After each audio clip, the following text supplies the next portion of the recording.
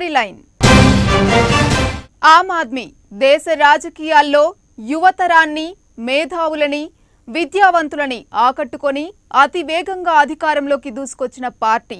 కేజ్రీవాల్ నాయకత్వంలో మొదలైన ఆమ్ ఆద్మీ పార్టీ ప్రస్థానం చాలా గొప్పగా జరిగింది. 2012లో పార్టీ పెట్టి 2014 ఎన్నికల్లో ఏకంగా ఢిల్లీలో అధికారంలోకి వచ్చిన ఘనత ఈ పార్టీది.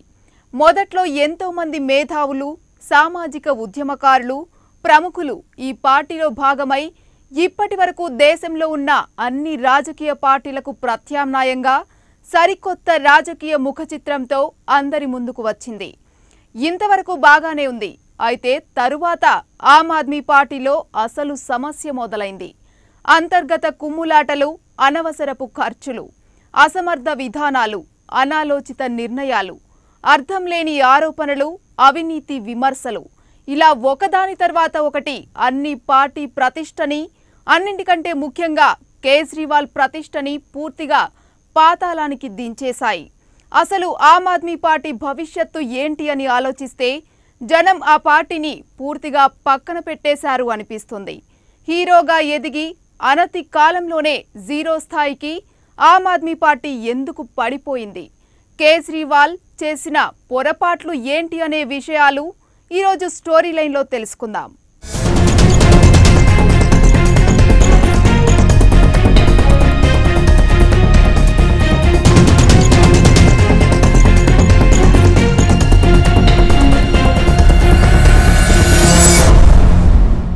దేశ రాజధాని ఢిల్లీ పీఠంపై సీఎంగా కూర్చోవడం అంటే అది మామూలు విషయం కాదు. కానీ 2012లో పార్టీ పెట్టి 2014 ఎన్నికల్లో కాంగ్రెస్, బీజేపీ లాంటి రెండు బలమైన జాతీయ పార్టీలను ఎదుర్కొని ఎన్నికల్లో నిలబడి ముఖ్యమంత్రి పీఠం మీద ఇంకా 2 ఏళ్లు కూడా పూర్తి చేసుకొని ఆమ్ ఆద్మీ లాంటి ఓ చిన్న పార్టీని ప్రజలు కూర్చోబెడతారని ఎవరూ ఊహించి ఉండరు. కానీ జరిగింది. ఆమ్ ఆద్మీ పార్టీ అధికారంలోకి వచ్చింది. ఢిల్లీ దేశ రాజధాని, ఆపై విద్యావంతుల ఓటు బ్యాంకు ఎక్కువగా ఉండే రాష్ట్రం కావడంతో 2014 ఎన్నికల్లో ఆమ్ ఆద్మీ పార్టీ అనూహ్యంగా అధికారంలోకి వచ్చింది.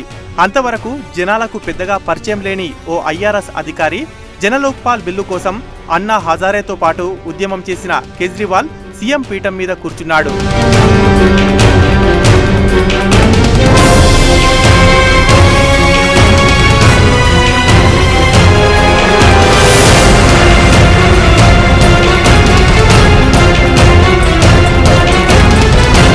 ఢిల్లీలో ఆమ్ ఆద్మీ పార్టీకి ఎన్నికల్లో వచ్చిన ఈ గెలుపు చూసిన దేశ ప్రజలు సామాన్యులకు దక్కిన గొప్ప గౌరవంగా భావించారు.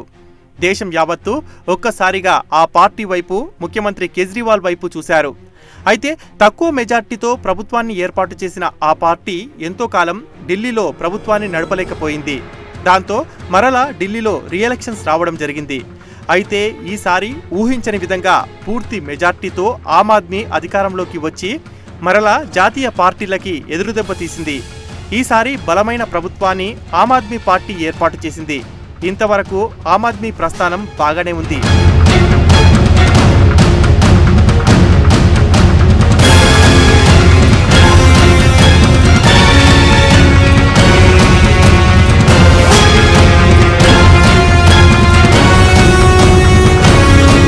అప్పటికే ఆమ్ ఆద్మీ పార్టీ విధానపరమైన నిర్ణయాలతో ఏకీభవించని కొందరు నాయకులు పార్టీ నుంచి తప్పుకోవడం లేదా పార్టీనే వారిని బహిష్కరించబడడం చేసింది. పార్టీ నుంచి బయటకు వెళ్లిన నాయకులు పార్టీ మీద, కేజ్రీవాల్ మీద విమర్శలు చేయడంతో జనం ఆలోచనల్లో ఆమ్ ఆద్మీ మీద ఓ విధమైన అనుమానం మొదలైంది. अरविंद केजरीवाल जी करते थे वो मैं कर रहा हूँ, और जो नितिन गडकरी, अरुण जेटली और कपिल सिब्बल करते थे वो आज अरविंद केजरीवाल जी करने जा रहे हैं. అయితే అధికారంలో ఉండి కూడా రోడ్డు మీదకొచ్చి ఉద్యమాలు చేయడం మాత్రం కేజ్రీ మానలేదు. దీంతో పాటు పొల్యూషన్, ట్రాఫిక్ నియంత్రణ కోసం కేజ్రీవాల్ ప్రవేశపెట్టిన సరీ బేసి వాహనం విధానం కూడా బెడిసికొట్టి జనాల విమర్శలకు గురిచేసింది. ఇలా ఒకదాని తర్వాత ఒకటి వరుసగా కేజ్రీ నిర్ణయాలు, పార్టీ విధానాలు ఆమ్ ఆద్మీ పార్టీని జనానికి దూరం చేస్తుంది. केजरीवाल बड़ा बेकार आदमी है, बड़ा चौदह आदमी है, उसके चक्कर में आने में काम करोगी बेड़ा गर्क हो गया। ऐसे में तो बीजेपी भी बेकार है। इस मामले में तो कांग्रेस बड़ी है, खाती भी और खिलाती भी है। मैं तो कहता हूँ केजरीवाल सरकार पहले बहुत सपने दिखाए हैं, ये कर दे, गरीबों के लिए करेंगे, ये करेंगे, कुछ भी नहीं किया, गरीबों के लिए कुछ भी नहीं किया। भगवान हे प्रभु, हे आम आदमियों, हे आम आदमी पार्टी को मत जिताना, बस कुछ हो जाएगी दिल्ली में तरक्की। 5 साल के लिए दिल्ली खत्म, डेड, दिल्ली डेड है भाई साहब, दिल्ली में कुछ नहीं हो सकता। స్టోరీ లైన్ లో షార్ట్ బ్రేక్ తీసుకుందాం।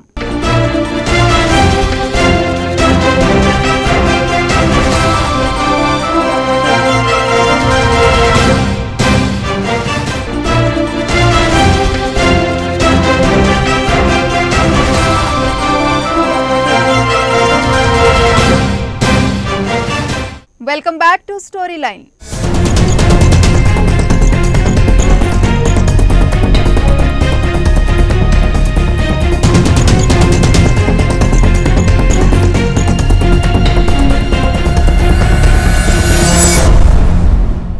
కేజ్రీవాల్ పద్ధతి ఎప్పుడూ కాస్త వింతగా ఉంటుంది। ముఖ్యమంత్రి స్థాయిలో ఉన్న ఓ నాయకుడు కేంద్రంలో అధినాయకత్వ సహాయ సహకారాలతో పనిచేసేలా ఉండాలి। కానీ కేజ్రీ అవసరమైనప్పుడు, అవసరం లేనప్పుడు కూడా బీజేపీని, మోదీని అదే పనిగా విమర్శిస్తూ ఉంటాడు। రాష్ట్రంలో పరిపాలన పక్కన పెట్టి మిగిలిన రాష్ట్రాల్లో పార్టీ నిర్మాణం మీద, దేశ రాజకీయాల మీద దృష్టి పెట్టడం ఢిల్లీలో ఉండే మేధావులకు, సామాన్యులకి నచ్చని విషయం। అదే ఆమ్ ఆద్మీ పతనంలో ఓ భాగమైంది। ఢిల్లీలో ఆమ్ ఆద్మీ అధికారంలోకి వచ్చిన తర్వాత కేజ్రీవాల్ బీజేపీని, కాంగ్రెస్ని విమర్శిస్తూ ఆ పార్టీలు అవలంబించే అహంకారపూరిత విధానాలకు వ్యతిరేకంగానే ఢిల్లీ ప్రజలు తమ పార్టీని గెలిపించినట్టు చెప్పాడు। అలాగే మిగిలిన పార్టీల దారిలో కాకుండా ప్రత్యామ్నాయంగా తమ పార్టీ పనిచేస్తుందని కేజ్రీవాల్ చెప్పాడు। ప్రజలు కూడా ఆయన చెప్పిన మాటలు చాలా వరకు విశ్వసించారు। అయితే అధికార పీఠంపై ఎక్కిన కొద్ది రోజులకు కేజ్రీ అసలు స్వరూపం అందరికీ అర్థమైపోయింది। పరిపాలనా బాధ్యతలను పూర్తిగా పక్కన పెట్టేసి కేంద్రంతో చీటికి మాటికి కయ్యం పెట్టుకుంటూ ఏదో ఒక బూచి చూపించి విమర్శలు చేయడం పనిగా పెట్టుకున్నాడు కేజ్రీ। దాంతోపాటు కాంగ్రెస్, బీజేపీ పార్టీలు అవలంబించే అహంకారపూరిత పద్ధతిలోనే తాను కూడా నడవడం మొదలుపెట్టాడని అందరికీ అర్థమైంది। దీంతో పార్టీ నుంచి చాలామంది నాయకులు బయటకు వెళ్లిపోవడం మొదలుపెట్టారు। అలాగే అవినీతిపై పోరాటం అంటూ మొదలైన పార్టీ అవినీతి ఆరోపణలతో ఉక్కిరిబిక్కిరవుతుంది। రీసెంట్గా కేజ్రీ సారథ్యంలో పనిచేస్తున్న ఢిల్లీ ఆరోగ్య శాఖ మంత్రి సత్యేంద్ర జైన్ తన హవాలా లావాదేవీల మీద ఐటీ దాడులు చేయకుండా ఉండేందుకు సీఎం కేజ్రీవాల్కి 2 కోట్లు అందజేశారని పార్టీ నుంచి సస్పెండ్కి గురైన కపిల్ మిశ్రా ఆరోపణలు చాలా ప్రాధాన్యం సంతరించుకున్నాయి। कल सुबह 11:30 बजे सीबीआई के दफ्तर में जाकर देके आऊंगा, शिकायत ऑफिशियल एफआईआर दर्ज कराऊंगा और गवाह बन के पूरे मामले में खड़ा रहूंगा। इसीलिए थोड़ी बेचैनी अपनी कम रखें। दूसरा सवाल संजय सिंह जी ने पूछा कि उस रिश्तेदार का नाम बताओ अरविंद केजरीवाल जी के, जिसके नाम पे लैंड की डील हुई है। आज मैं पूरे देश को बताना चाहता हूं, सत्येंद्र जैन जी ने व्यक्तिगत तौर पर मेरे को खुद बताया था, जमीन की डील के लिए 50 करोड़ रुपए, छतरपुर में एक 7 एकड़ के फार्म हाउस की डील और पीडब्ल्यूडी डिपार्टमेंट के 10 करोड़ रुपए के फर्जी बिलों को सही साबित करने का काम सत्येंद्र जैन जी ने किया। अरविंद केजरीवाल जी के एक रिश्तेदार, उनके ब्रदर इन लॉ, उनके रिश्ते में साड़ू लगते हैं, बंसल परिवार की संस्थाएं हैं, उनके लिए किया। तो संजय सिंह जी के दूसरे सवाल का जवाब भी पूरे देश के सामने डंके की चोट पर दे रहा हूं। तीसरी चीज संजय सिंह जी ने यह कही कि मैं बीजेपी का एजेंट हूं, मोदी का एजेंट हूं और बीजेपी और मोदी जी के इशारे पे काम कर रहा हूं।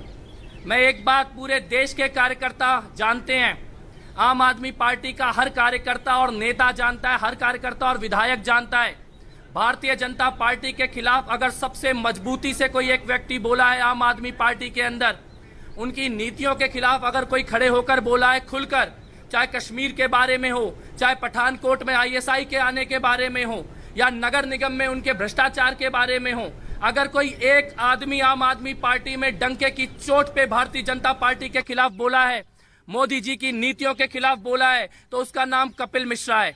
आज संजय सिंह खुद मेरे बयानों को कोट कर रहे थे। डंके की चोट पे भारतीय जनता पार्टी से लड़ाई लड़ी है, कांग्रेस पार्टी से लड़ाई लड़ी है, करप्शन के खिलाफ लड़ाई लड़ी, और पिछले 2 साल में एक भी भ्रष्टाचार का मुकदमा मेरे ऊपर नहीं चल रहा है। मैं ये कहना चाहता हूं कि मैं बीजेपी में कभी नहीं जाऊंगा, बीजेपी के किसी नेता से मेरा कोई संपर्क नहीं है और संजय सिंह और अरविंद केजरीवाल जी के साथ जितने लोग बैठे हैं उनसे चुनौती देता हूं, एक भी सबूत भाजपा और मेरे बीच में रिश्तों का लेकर आए, एक भी जानकारी लेकर आए कि मैंने भाजपा के किसी नेता से बात की है या उसके मैं संपर्क में हूं। आपके ऊपर जो भी सवाल उठाए, पत्रकार सवाल उठाए तो उसको बीजेपी का मोदी का एजेंट बोल देते हो, एजेंसियां सवाल उठाएं, सीबीआई और पुलिस तो बीजेपी और मोदी का एजेंट बोल देते हो।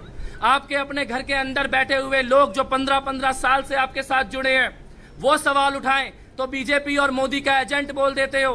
अपने सारे काले कामों को एक ही पर्दे से ढकना चाहते हो कि जो भी सवाल उठाएगा वो बीजेपी का एजेंट है, जो भी सवाल उठाएगा वो मोदी का एजेंट है।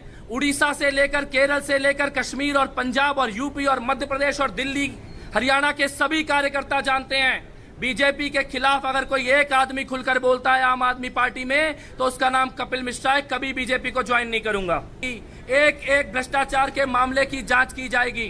जो मैंने बयान दिया था कि मैं एसीबी में जाऊंगा और सीबीआई में जाऊंगा, दोनों पे कायम हूं। आम आदमी पार्टी कभी छोड़ूंगा नहीं, लेकिन भ्रष्टाचारियों से लड़ने का एक इतिहास है। जिस अरविंद केजरीवाल को हमने भगवान माना है, जिस अरविंद केजरीवाल की हमने पूजा की है, ये वो अरविंद केजरीवाल नहीं है जो सत्येंद्र जैन के साथ खड़े हैं।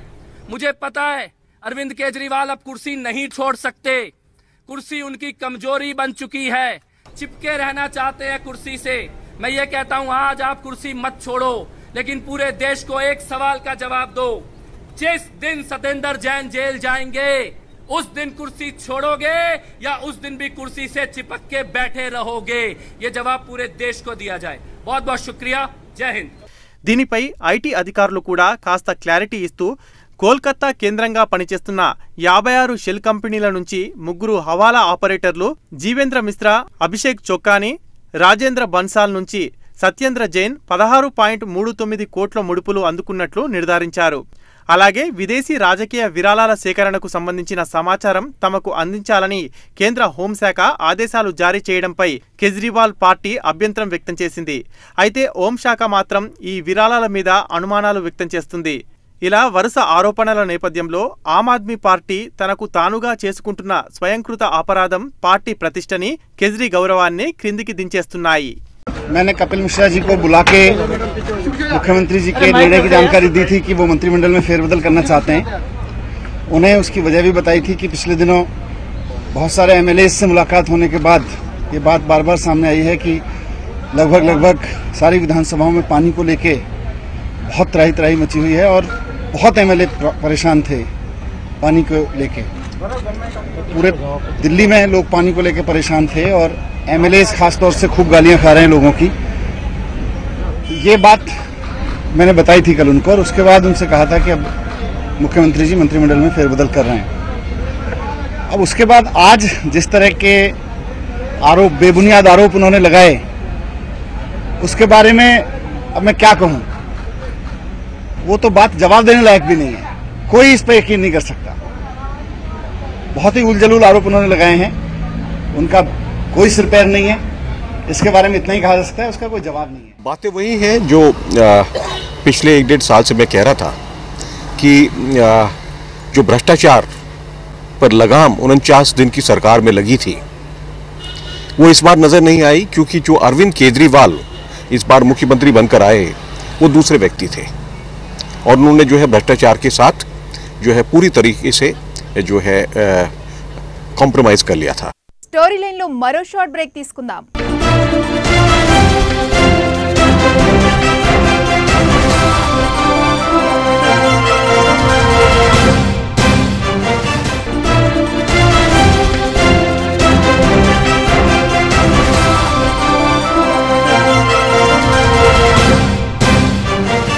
Welcome back to story line.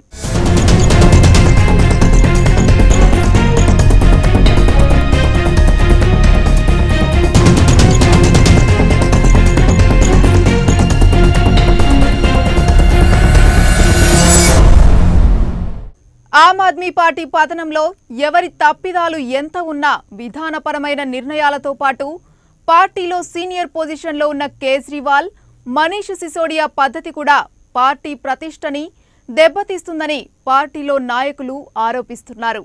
వారి అహంకార ధోరణి, నియంతృత్వ విధానం ఓటమికి నైతిక బాధ్యత తీసుకోకుండా దానిని ఇతర పార్టీలు చేసిన మోసంగా అభివర్ణించడం ద్వారా తప్పించుకు తిరుగువాడు ధన్యుడు సుమతి అన్న చందాగా కేజ్రీ పద్ధతి ఉందని విమర్శలు ఎదురవుతున్నాయి.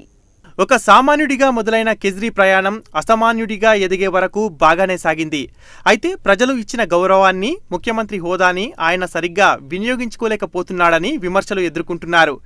अरविंद से मेरा 12 वर्ष का परिचय और इतने साल काम करने के बाद मैं ये कह सकता हूं कि अरविंद केजरीवाल भ्रष्टाचार करेगा, पैसे लेगा, ये मैं सोच भी नहीं सकता और ये उनके शत्रु भी नहीं. मेरा कहना है कपिल हो, अमानत हो, पार्टी ने जो एक नियम, एक स्टैंडर्ड सेट किया है, पार्टी उसे फॉलो करे. आगे क्या निर्णय लेगी पार्टी की सर्वोच्च संस्था पीएसी, मैं भी उसका सदस्य हूं. जब भी उसकी मीटिंग कॉल की जाएगी, आज करें, कल करें, जब भी करें, मैं उसमें जाऊंगा, अपनी निजी रूप से बात रखूंगा. मीडिया से उस बात को शेयर करने की आवश्यकता नहीं. దానికి రాజకీయ విశ్లేషకులు చాలా కారణాలు చూపిస్తున్నారు. ఎన్నికల్లో ఓటమి వస్తే నైతిక బాధ్యత వహించి పార్టీ పరంగా ప్రజలు ఎందుకు తిరస్కరించాలనే విషయాన్ని విశ్లేషణ చేసుకోవాల్సిన అవసరం ఉంది. కానీ కేజ్రీవాల్ మాత్రం ఓటమిని అంగీకరించలేకపోతున్నాడు. పంజాబ్, గోవా, ఢిల్లీ ఎన్నికల్లో ఈవీఎంల ట్యాంపరింగ్ చేయడం వలన బీజేపీ గెలిచిందని ఆరోపణలు చేశాడు. అయితే అదే ఎన్నికల్లో పంజాబ్ రాష్ట్రంలో కాంగ్రెస్ అధికారంలోకి వచ్చి 2వ స్థానంలో ఆప్ వచ్చిన విషయం కేజ్రీవాల్ మర్చిపోయినట్టు ఉన్నాడని రాజకీయ విశ్లేషకులు విమర్శిస్తున్నారు. దీనిపై పార్టీ నాయకులు కుమార్ విశ్వాస్ కూడా కేజ్రీ తీరును తప్పుపట్టారు. తర్వాత జరిగిన ఢిల్లీ మున్సిపల్ ఎన్నికల్లో ఆప్ ఘోరంగా దెబ్బతింది. भाजपा और कांग्रेस के नेतृत्व को बधाई देता हूं, उनके कार्यकर्ताओं को भी कि उन्होंने बहुत अच्छा चुनाव लड़ा और वो लोग जीते. और अपने कार्यकर्ताओं और अपने प्रत्याशियों को बहुत बधाई देता हूं कि उन्होंने लोकतंत्र में एक शुचितापूर्ण चुनाव लड़ा और अच्छे से लड़ाई लड़ी. राजनीति में चुनाव एक पड़ाव है, पूरी राजनीति नहीं है. अगर हम ये चुनाव हारे हैं तो निश्चित रूप से हमारे नेतृत्व को और साथियों को आत्ममंथन की आवश्यकता है कि स्ट्रेटेजिकली हमसे कहाँ गलती हुई है. लेकिन हम ये लड़ाई जारी रखेंगे, अन्य प्रदेशों में भी और दिल्ली में भी हम चुनाव लड़ेंगे, एमसीडी का वहाँ भी जारी रखेंगे. So what went wrong in these elections? मुझे लगता है कि अभी चुनाव जबकि पूरी तरीके से निर्णय में नहीं आए, तब एकदम ये आकलन करना कि क्या हो गया है. एक बड़ा चुनाव लड़ने में वर्ष भर लगता है. पंजाब में हमको साल भर लगा. हमें पूरी आशा थी, पंजाब में जो साथी काम देख रहे थे दिल्ली की ओर से, जो साथी वहाँ चुनाव लड़ रहे थे, उन सबको देखकर हमें पूरी आशा थी. आप सबको भी आशा थी कि एक बहुत गंभीर लड़ने वाला हमको माना जा रहा था और हम उम्मीद में थे कि हम एक सरकार बना पाएंगे. लेकिन पंजाब में हम क्यों विश्वास नहीं प्राप्त कर पाए जनता का, कहाँ गलतियां हुई, इस पर मुझे लगता है कि शीर्ष नेतृत्व के साथ पूरी पार्टी बैठेगी और इस पर चर्चा करेगी. So what is the election in Punjab was fought in the name of Arvind Kejriwal. How the popularity of your party chief? मुझे लगता है कि जब चुनाव लड़ा जाता है तो निश्चित रूप से किसी न किसी का नेतृत्व होता है. लेकिन अगर ये हार है तो ये सबकी सामूहिक हार है, इस पर सबको चर्चा करनी पड़ेगी. जो वहाँ जो भी सीट पर व्यक्ति लड़ा है वो एक सीट क्यों हारा, तो 117 सीट वहाँ की, 40 सीट गोवा की, इन सब सीटों पर एक एक व्यक्ति के बारे में तय किया जाएगा कि क्यों हुआ. और इससे कोई परेशानी नहीं होगी, इससे सिर्फ आगे आने वाले कल का सबक लिया जाएगा. हम पहली बार दिल्ली में चुनाव लड़े थे तो बहुमत हमको नहीं मिला था, बड़ी निराशा थी क्योंकि हम सरकार बनाना चाहते थे. लेकिन अगली बार दिल्ली में चुनाव लड़े, लोकसभा का चुनाव लड़े, हारे, केवल 4 सीटें आई. मैं भी हारा, अरविंद केजरीवाल भी हारे, लेकिन हमने अपना मनोबल नहीं छोड़ा. हम दिल्ली में पूरी ईमानदारी के साथ फिर लड़े और भारत का सबसे बड़ा जनादेश, आज जिन लोगों को जनादेश मिला है उससे भी बड़े प्रतिशत का जनादेश लिया. और मुझे आशा है कि आम आदमी पार्टी इस समय से उभरेगी और नेतृत्व एक बार दोबारा खड़े होकर अगली विजय का మార్గ ప్రశస్త కరేగా. బీజేపీ పూర్తి మెజార్టీతో చాలా స్థానాలని కైవసం చేసుకుంది. దీనికి కూడా కేజ్రీ నైతిక బాధ్యత వహించకుండా బీజేపీని తప్పుపట్టడం పార్టీ నాయకులకు అంతగా నచ్చలేదు. అలాగే పార్టీలో కేజ్రీవాల్, మనీష్ సిసోడియా వ్యవహార శైలి కూడా నాయకులకు అసలు రుచించడం లేదు. కేవలం పార్టీ పతనానికి వాళ్ళిద్దరే కారణమని ఆరోపిస్తున్నారు. కేజ్రీవాల్కి మొదట్లో మద్దతిచ్చిన అన్నా హజారే సైతం ఆప్ కేజ్రీవాల్ పై వచ్చిన అవినీతి ఆరోపణలు నిజమైతే వారికి వ్యతిరేకంగా దీక్ష చేస్తానని చెప్పడం కేజ్రీ ప్రయాణం ఏ స్థాయికి పడిపోయింది తెలుస్తుందని రాజకీయ ప్రముఖులు అంటున్నారు. एक ट्रायल होनी चाहिए. इससे क्या होगा कि 10-15 वकील खड़े हो जाएंगे, फिर वो एक एक भाषण देंगे तो देरी होती जाएगी. तो इसमें हाईकोर्ट की जो फैसला से नाखुश होकर उन्होंने सुप्रीम कोर्ट आकर स्टे लिया था. अब सुप्रीम कोर्ट ने उसको खारिज करके सोचा अब 2-3 साल हो गए हैं तो कितने साल ऐसे स्टे ऑर्डर में चलेंगे. तो इसीलिए ये उचित किया है सुप्रीम कोर्ट ने और लालू के लिए अब राजनीतिक भविष्य के बारे जेल में बैठ के सोचने के लिए टाइम मिलेगा. मैं तो शुरू से कह रहा हूँ कि 420 है और इसमें मेरी भी केस पहले से पड़ा हुआ था। वो जो पिछले लेफ्टिनेंट गवर्नर था वो तो केजरीवाल से मिला हुआ था, सब ड्रामा कर रहा था कि उससे झगड़ा हो रही है अपनी एक्सटेंशन मिलने के लिए। परंतु आखिर में नरेंद्र मोदी ने बात समझी और उन्होंने उसकी छुट्टी की। अब वही उस पर भी 2 करोड़ रुपए जब वो पहले ही जो उसका टेन्योर था उसमें ही उसने कोई एक KLN या ऐसा कोई कंपनी का वैट में फ्रॉड करके उनको छुड़वा कर उसने 2 करोड़ रुपया लिया। उसका मेरे पास सबूत है, मैंने दिया था, उस पर जांच नहीं की। तो ये तो अनेक हैं, ये तो महाभ्रष्ट व्यक्ति है, इसकी सारी जीवन भ्रष्टाचार में ही है।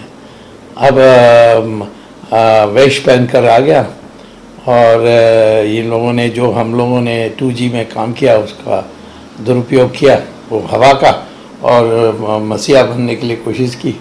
अब पकड़े गए वेश्याघर में, तो नेचुरली देश में बड़ी షాక్ है। నియంతృత్వ ధోరణి ఒంటెత్తు పోకడలతో పార్టీ ప్రతిష్టని పూర్తిగా దెబ్బతీసి అందలం ఎక్కించిన ప్రజల చేతనే తిరస్కరించబడడం ఆ పార్టీకి మాత్రమే వర్తిస్తుందని, హీరో నుంచి జీరో వరకు అంతా కేవలం కేజ్రీ తనకు తానుగా చేసుకున్న తప్పిదాలే కారణమని ఢిల్లీ రాజకీయాల్లో వినిపిస్తున్న మాట. ఏది ఏమైనా ప్రజాస్వామ్య దేశంలో ప్రజలే ప్రభువులు అనే విషయాన్ని రాజకీయ పార్టీలు గ్రహించాల్సిన అవసరం ఎంతైనా ఉంది. నచ్చితే నెత్తిన పెట్టుకునే ప్రజలే చిరాకు తెప్పిస్తే తిరిగి క్రిందికి దించేస్తారనే విషయాన్ని ఆప్ని చూస్తే అర్థమవుతుంది. పార్టీలు పెట్టడం అవినీతి రహిత సమాజం కోసమని ముందు జనం మధ్యకి వచ్చి ఊదరగొట్టడం, తరువాత అదే అవినీతి ఆరోపణలతో ఉక్కిరిబిక్కిరి అవడం ఈ మధ్య కొత్తగా వచ్చిన రాజకీయ పార్టీలో కనిపిస్తున్న దృశ్యం. ఆప్కి పట్టిన దుస్థితి చూసిన తరువాత అయినా ఇకపై పార్టీలు పెట్టి ప్రజల్లోకి వస్తున్న నాయకులు సరైన పంతాలో వెళ్తే వారి ఉనికి కాపాడుకోగలరు. లేకుంటే రాష్ట్రంలో దేశంలో కొత్త పార్టీలకు పట్టిన గతి రాబోయే పార్టీలకు పట్టదని చెప్పడానికి అవకాశం లేదు. సామాన్యుల పార్టీగా ఏర్పడిన ఆమ్ ఆద్మీ పార్టీ ఇప్పటికైనా మేల్కొని చేసిన తప్పిదాలు సరిచేసుకుంటూ అవినీతి ఆరోపణలపై క్లీన్ చిట్ తెచ్చుకొని తన స్వచ్ఛతని నిరూపించుకోవాల్సిన అవసరం ఉంది.